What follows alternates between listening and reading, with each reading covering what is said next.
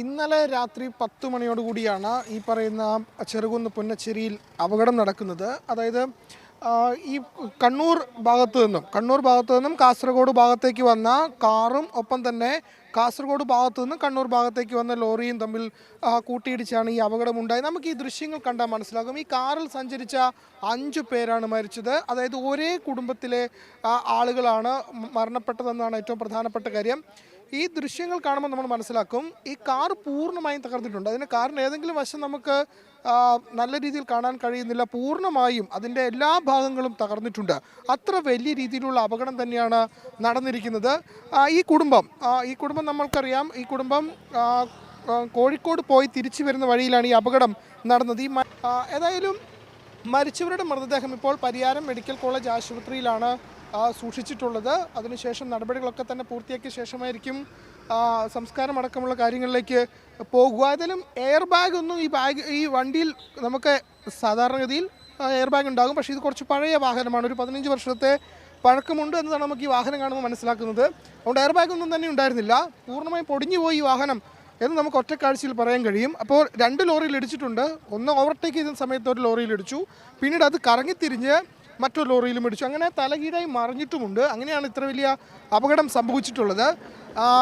ഏതായാലും വളരെ ദാരുണമായ അപകടം തന്നെയാണ്. കാരണം 5 പേർ, ഒരു കുടുംബത്തിലെയാണ് ഈ 4 പേരും പിന്നെ ഒരു ഡ്രൈവറുമാണുള്ളത്. അങ്ങനെ മൊത്തം 5 പേരുടെ മരണത്തിനിടയാക്കിയ വലിയ ദാരുണമായ അപകടം തന്നെയാണ്. ഈ വാഹനത്തിനുള്ളിൽ നമുക്കറിയാം ഒരു കുടുംബമാണ് സഞ്ചരിച്ചത്. അവർ കോഴിക്കോട് നിന്ന് വാങ്ങിക്കൊണ്ട് വന്ന ചിപ്സും ഹൽവയൊക്കെ ആ വാഹനത്തിനുള്ളിലുണ്ട്. അങ്ങനെ വലിയ സന്തോഷത്തോടു കൂടി അവർ തിരിച്ച് വീട്ടിലേക്ക് യാത്ര ചെയ്യുന്ന സമയത്താണ് ഇങ്ങനെയൊരു അപകടം സംഭവിച്ച് അവർക്ക് ഈ ജീവൻ നഷ്ടമായത്. ഈ ലോറിയിൽ സിലിണ്ടറുമായി എത്തിയ ലോറിയാണ്. അതായത് മംഗലാപുരം ഭാഗത്തു നിന്നും ഈ പറയുന്ന ഗ്യാസ് സിലിണ്ടറുകളുമായി കയറ്റി വന്ന ലോറിയാണ്. ആ ലോറിയുമായാണ് ഈ കാറ് കൂട്ടിയിടിച്ചത്. ഏതായാലും അത്യന്തം ദാരുണമായ സംഭവം തന്നെയാണ് നടന്നെന്ന കാര്യത്തിൽ സംശയമില്ല. ഇവർ കരിവള്ളൂർ സ്വദേശികളാണ്. ഈ മരിച്ച 4 പേരും അദ്ദേഹത്തിന് എന്തെങ്കിലും പരിക്ക് പറ്റിയോ? എന്താണ് അപകടത്തെ കുറിച്ച് അവർ പറയുന്നത്?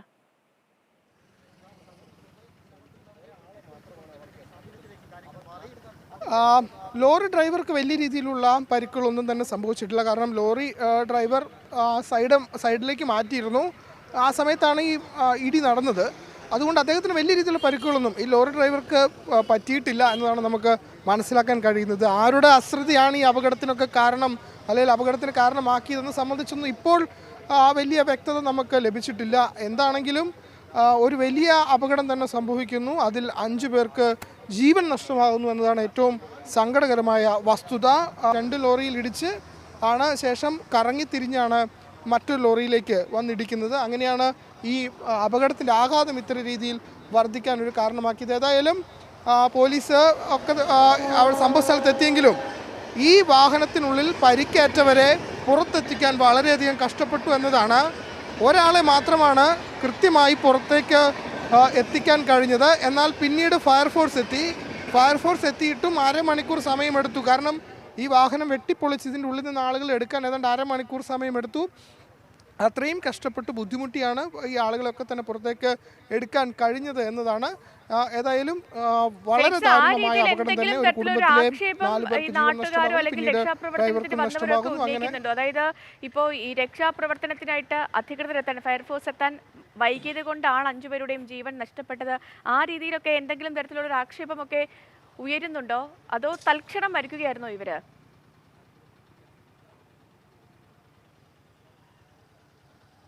ഈ തൽക്ഷണം തന്നെ മരണം സംഭവിച്ചു എന്നതാണ്. കാരണം അത്ര വലിയ അപകടമാണ് സംഭവിച്ചത്. പിന്നീട് നമുക്ക് ഈ കാർ കാണുമ്പോൾ തന്നെ മനസ്സിലാകുമല്ലോ, അത്ര വലിയ അപകടമാണ്. തൽക്ഷണം തന്നെ ഈ 5 പേരിൽ 4 പേരും തന്നെ മരിച്ചു എന്നാണ് മനസ്സിലാക്കുന്നത്. ഒരു കുട്ടിയുണ്ട്, ഒരു 9 വയസ്സുകാരനുണ്ട്. ആ 9 വയസ്സുകാരൻ അല്പം ജീവൻ ഉണ്ടായിരുന്നു പുറത്തെടുത്തപ്പോൾ എന്നതാണ് നാട്ടുകാർ, ആ രക്ഷാപ്രവർത്തന നേതൃത്വം നൽകിയവർ പറഞ്ഞത്. ഏതായാലും അക്കാര്യത്തിൽ വ്യക്തതയില്ല. ഈ 9 വയസ്സുകാരൻ ആശുപത്രിയിൽ എത്തിക്കുന്ന സമയത്തേക്ക് അവിടെ വെച്ച് മരിച്ചു എന്നതാണ് നമുക്ക് മനസ്സിലാക്കാൻ കഴിയുന്നത്. പക്ഷേ ഈ ഫയർഫോഴ്സൊക്കെ എത്തി.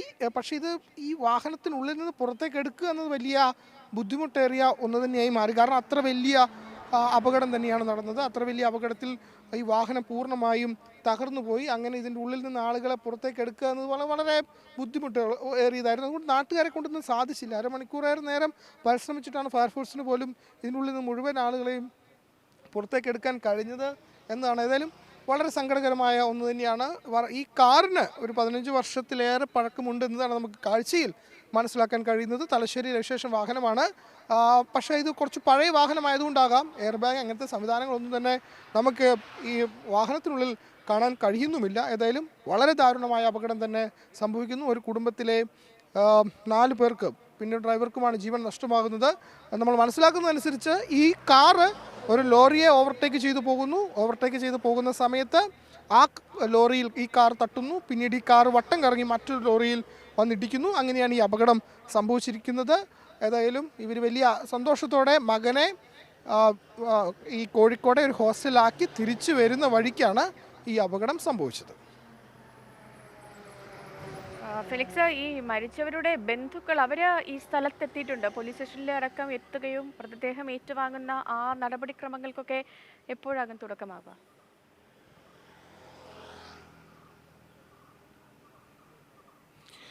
നമ്മൾ മനസ്സിലാക്കുന്നതനുസരിച്ച് ഈ കരുവള്ളൂർ സ്വദേശികളാണ് മരിച്ചത്. കോഴിക്കോടൊക്കെ പോയി വന്നതായതുകൊണ്ടാകാം ഹൽവയൊക്കെ വാങ്ങി ആണവർ വന്നത്. ആ സമയത്താണ് ഈ ഭാഗത്ത് വെച്ച് ഈ അപകടം സംഭവിക്കുന്നത്. പുന്നച്ചേരി ഭാഗത്ത് വെച്ചാണ്, അതായത് ചെറുകുന്നിനടുത്ത് പുന്നച്ചേരി ഭാഗം. പ്രധാനമായും ഇത് ദേശീയപാതയിൽ നിരവധി അപകടങ്ങൾ ഈ ദേശീയപാതയിൽ ഉണ്ടാകുന്നുണ്ട് എന്നത് വളരെ പ്രധാനപ്പെട്ട ഒന്ന് തന്നെയാണ്. കാരണം നേരത്തെയും പല രീതിയിലുള്ള അപകടം ഈ പഴയങ്ങാടി ചെറുകുന്നിനടുത്തുള്ള പഴയങ്ങാടി മേഖലയിലൊക്കെ തന്നെ ഈ രീതിയിലുള്ള വാഹന അപകടങ്ങൾ ഉണ്ടാകുകയും ജീവൻ നഷ്ടമാകുകയും ചെയ്യുന്നത് ഈ ദേശീയപാതയിൽ ഒരു പതിവാകുന്നുണ്ട്. അതുകൊണ്ട് പോലീസ് ക്യാമറയൊക്കെ തന്നെ സ്ഥാപിച്ചിട്ടുണ്ട്. പക്ഷേ ഈ അപകടങ്ങൾ തുടർക്കഥയായിക്കൊണ്ട് തന്നെ ഇരിക്കുന്നു. അതിനൊരു അന്ത്യം ഇതുവരെയും വന്നിട്ടില്ല. ഏതായാലും ഈ വാഹനത്തിലും സംഭവിച്ചത് അങ്ങനെയാണ്. അമിത വേഗതയിലാണോ എന്ന കാര്യത്തിലൊന്നും തന്നെ നമുക്കിപ്പോൾ വ്യക്തതയില്ല. പക്ഷേ ഒരു ഹൈവേ ആണിത്. അത്യന്തം ദാരുണമായ ഒരു സംഭവം. നമ്മൾ ആ കാറിനുള്ളിലെ ദൃശ്യങ്ങളൊക്കെ കാണുമ്പോഴും അവരെ വളരെ സന്തോഷത്തോടെ തിരിച്ചു വന്ന ഒരു കുടുംബം അതിനകത്ത് വീട്ടിലേക്ക് കൊണ്ടുവരാൻ വേണ്ടിയിട്ട് കോഴിക്കോട് നിന്ന് മേടിച്ച ഹൽവയും വറ്റലും ഒക്കെ കാണാനും പറ്റുന്നുണ്ട്. അത്യന്തം ദാരുണമായ ഒരു സംഭവം തന്നെയാണ് നടന്നത്. കണ്ണൂർ ചെറുകുന്നത്താണ് പുന്നച്ചേരിയിൽ കാറും ലോറിയും കൂട്ടിയിടിച്ച് 5 പേർ ദാരുണമായി മരിച്ചു.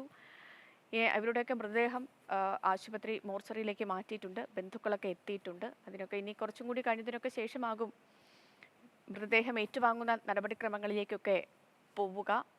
അപകട കാരണം എന്താണ് എന്നുള്ളതിൽ ഇനിയും വ്യക്തതയൊന്നുമില്ല. എനിക്ക് തോന്നുന്നു ഒരുപക്ഷെ ഓവർടേക്ക് ചെയ്ത സമയത്ത് ബ്രേക്ക് കിട്ടി കാണില്ലായിരിക്കും. അതായിരിക്കും ഈ 2 വാഹനങ്ങളിലും കൂട്ടിയിടിച്ച് ഇത്രയും വലിയൊരു അപകടം. നമ്മൾ ആ ദൃശ്യങ്ങൾ കാണുമ്പോൾ തന്നെ മനസ്സിലാവും ആ കാറിലൊന്നുമില്ല. അത്രയ്ക്കും വേണ്ടി വലിയൊരു അപകടമായിരുന്നു. സമീപകാലത്ത് കണ്ടതിൽ വെച്ച് ഏറ്റവും വലിയൊരു അപകടം എന്ന് തന്നെ പറയുകയും ചെയ്യാം. ഒരു കുടുംബത്തിൽ 5 പേരാണ് അപ്രതീക്ഷിതമായി എത്തിയ അപകടത്തിൽ മരണപ്പെട്ടത്.